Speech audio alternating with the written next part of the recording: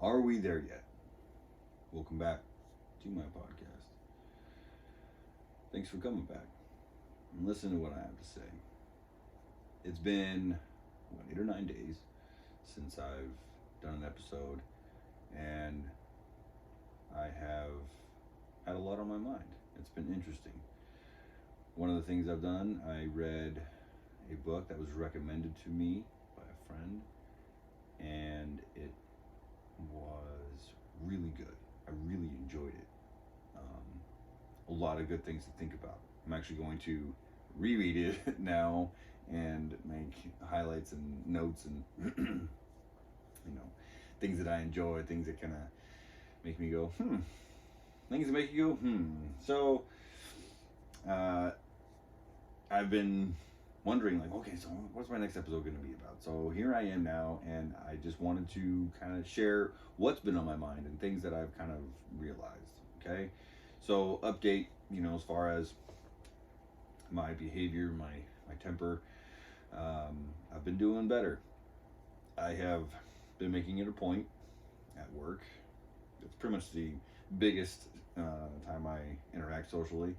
To be friendly when I'm walking by somebody, whether I know them or not, because sometimes they're guys that I work with that I know their first names. Sometimes they're just guys that I see every day at work.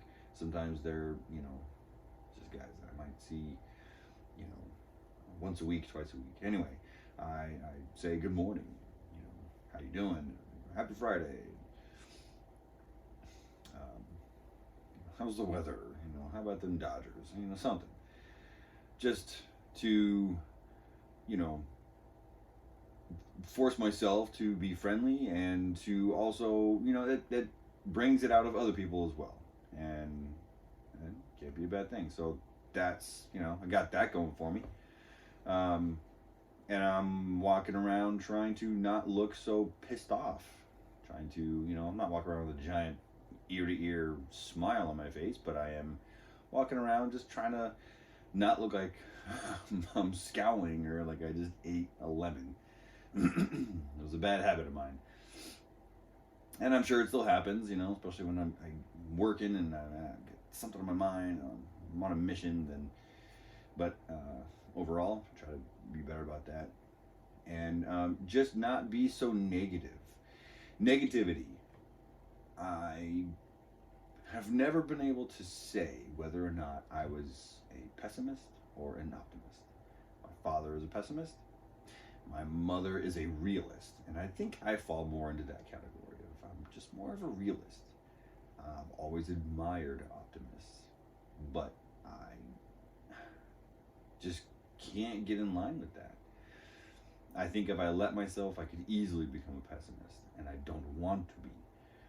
So, when work is crappy or kind of frustrating or whatever, I try not to feed into it. It's there, acknowledge it, but just kind of like, well, okay, it is what it is, and we're going to handle it. And so that's also what I've been working on, is just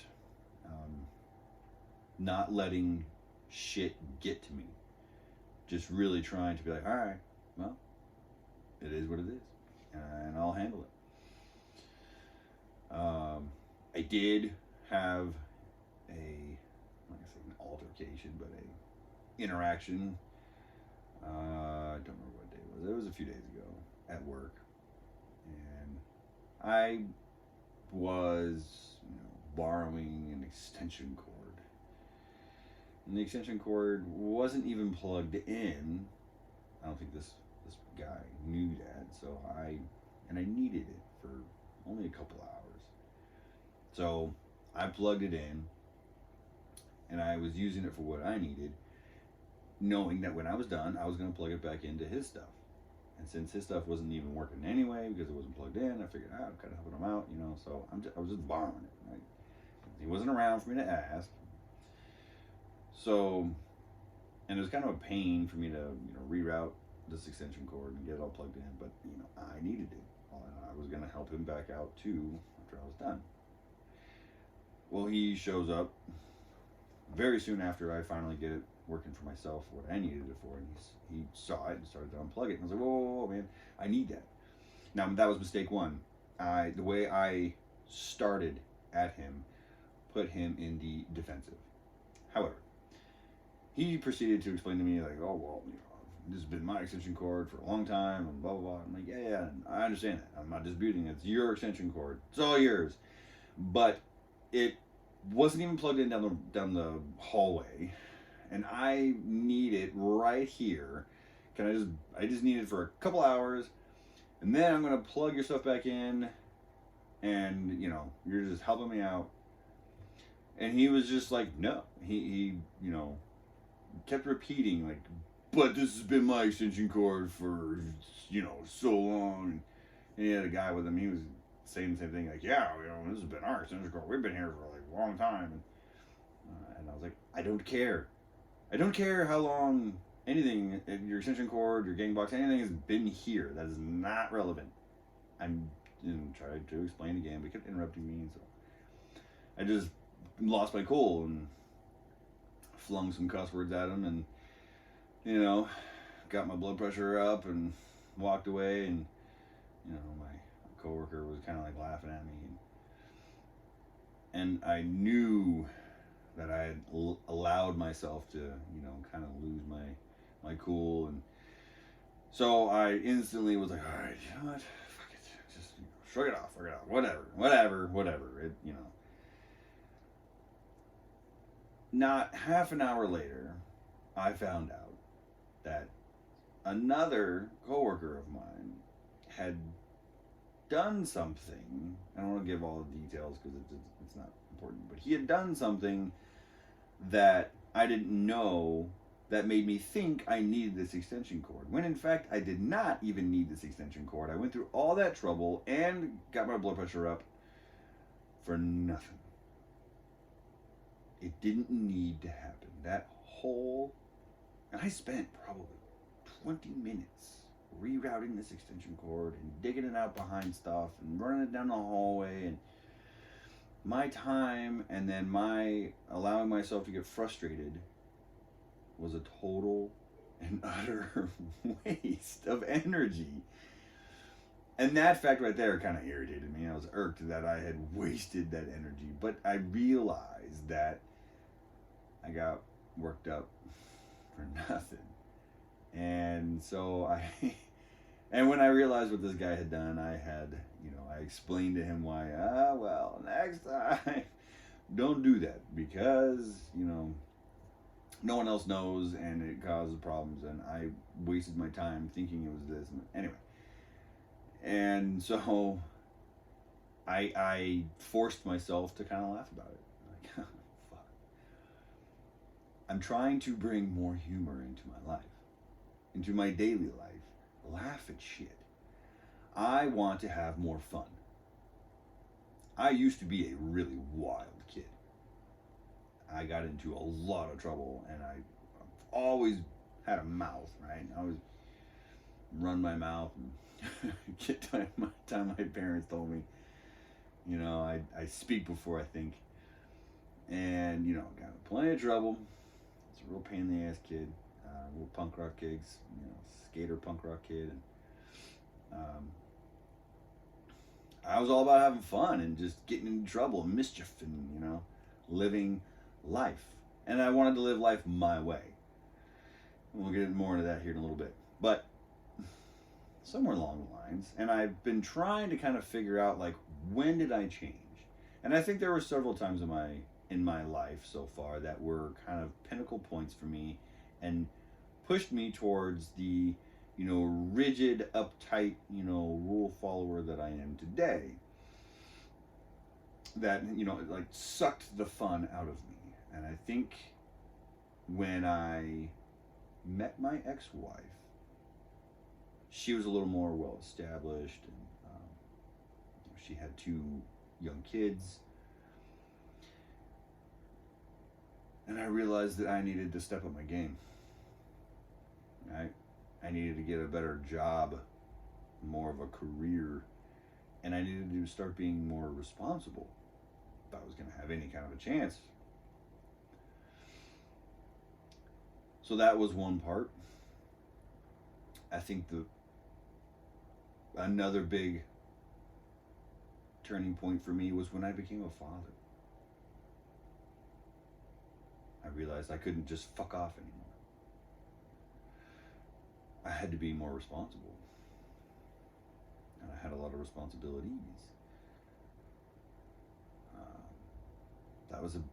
That's probably the biggest one, and understandably so, right? I mean, anyone who's a father or mother, a parent, you realize this, that all of a sudden, you have a lot of responsibilities now, and you are no longer number one in your life. You are number two. That little bundle of joy you have there is your number one.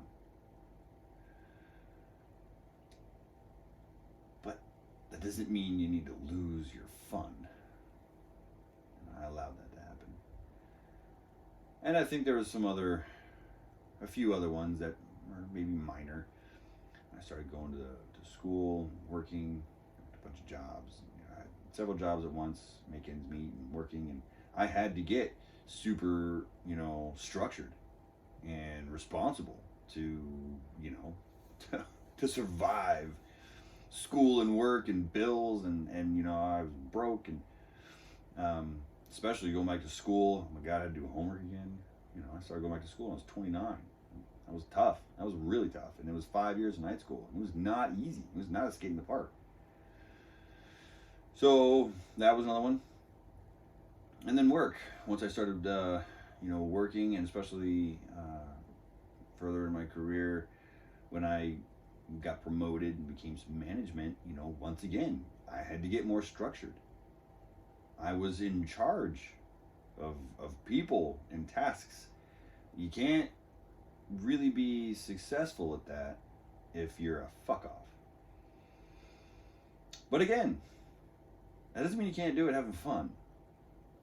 And so now at work, and I look around and I see other guys in my position or similar positions, and some guys I see really have that balance down. They're able to stay relaxed and still have fun, and they handle their shit. Other guys, probably more like me, a little more uptight, super just, like all about work, serious, and they get their shit done. Some guys are, really not cared for by other employees. There are plenty of people that don't quite care for me, but I think I stay personable enough, especially more so lately, to where I'm liked. I'm at least respected. I don't necessarily have to be liked at work, but I do want to be respected. Not only just as a person, but for my position and what I bring to the table. I know I handle it. I know I'm good at what I do. But that doesn't mean I gotta, not be fun. So, recently, I decided I want to start having more fun. Within responsible reason, right? So, I'm not going to go out partying and getting hammered every weekend, and not that kind of fun. That's stupid kind of fun. But I do want to start doing things also that I have always wanted to do but never have, because I've kept myself from doing it. I want to teach myself how to play guitar. I've been talking about that for years. I bought an acoustic guitar. I knew that I had plenty of time to do it, but I have not. So, I'm going to dig it out of the closet, and every day,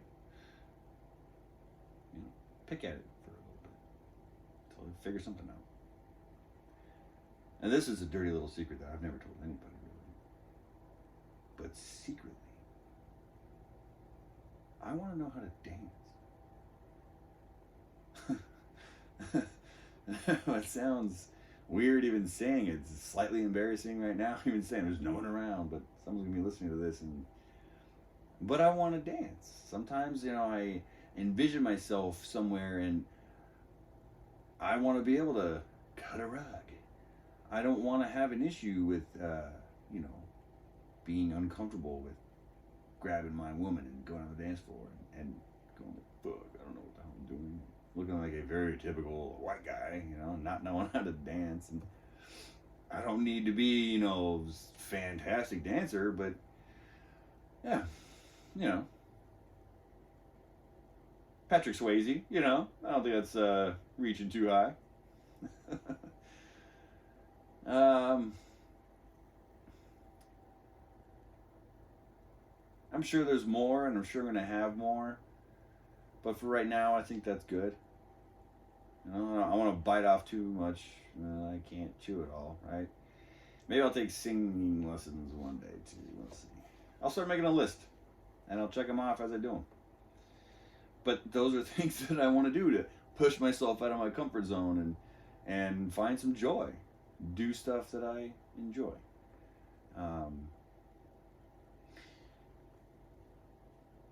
Another thing that's been on my mind a lot lately, and this phrase I read in this book I just finished reading really sums it up, or it kind of, how do I want to put it? It started the thought process for me. And the phrase from his book is, I have to go backwards to see how I got here.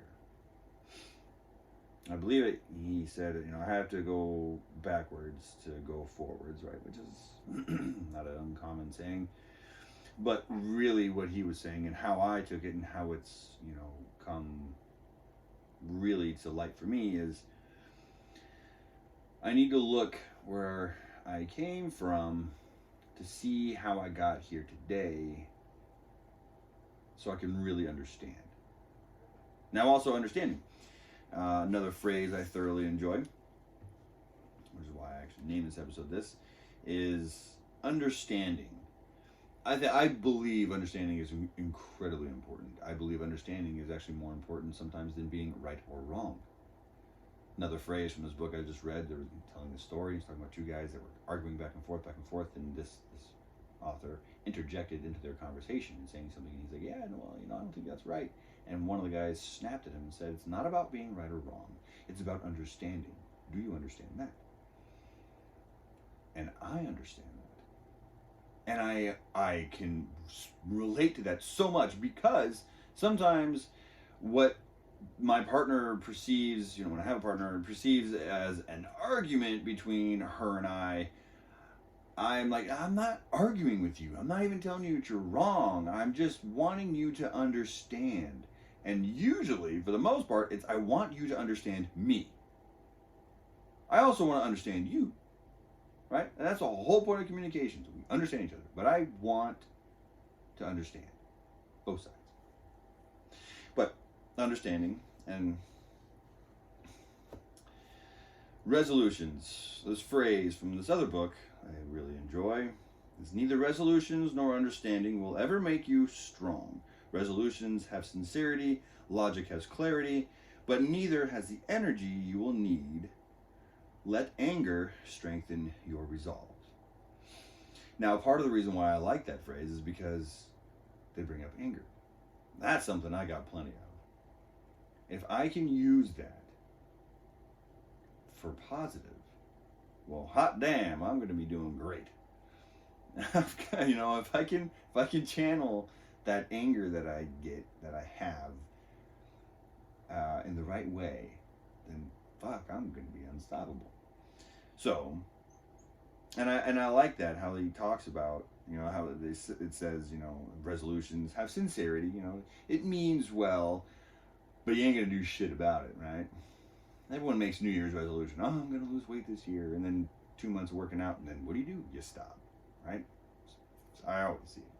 First of the year, gyms get really packed and busy, and then by February, the crowd dwindles, and then April dwindles even more, and then, by May, it's back to the same old, gym junkie crowd. The logic has clarity. Clarity is good. I think clarity is important. I'm always seeking clarity. But having it doesn't, do your damn thing if you don't do anything with it. So, going back to what I was saying, where I came from. Understanding, right? I want to understand. So, without making this another long episode, I want to touch on what my next episode is going to be about. And it's going to be about what I am realizing from my past. More specifically, my upbringing. I grew up in a different kind of upbringing than most, and I'm realizing how it has shaped me. And it has shaped me in ways that I am now, for a long time, I have embraced, and now I am starting to reject. Within reason. These things aren't necessarily bad, they're just too much. Hence the needing more fun, right? But it's easier said than done. Anyone can go like, oh, I'm just going to have more fun. But then when you're fighting your own, daily schedule and your own, habits, you're like, but I need to have fun. And you're like fighting yourself, this internal struggle. So, to relax the struggle, to understand the struggle, I need to look back to see how I got here. And I think I'm gonna try and record the next episode the next day or two, so it's not another week and a half between, because it's starting to kind of hit me too. It's starting to kind of flow out, and so I want to get this down, get it on tape and out to you. But anyway, I'm excited. Until next time, remember, love yourself, love your neighbors. I believe we need, more so than ever these days, a lot more understanding and a lot more loving. Everyone is so divided, and everyone is so skeptical and scared and angry. And I think we all need to kind of stop that. Easier said than done, but not impossible. So love yourself, love everyone around you. Keep on living. Don't forget to have fun. I will talk to you guys next time. Good night.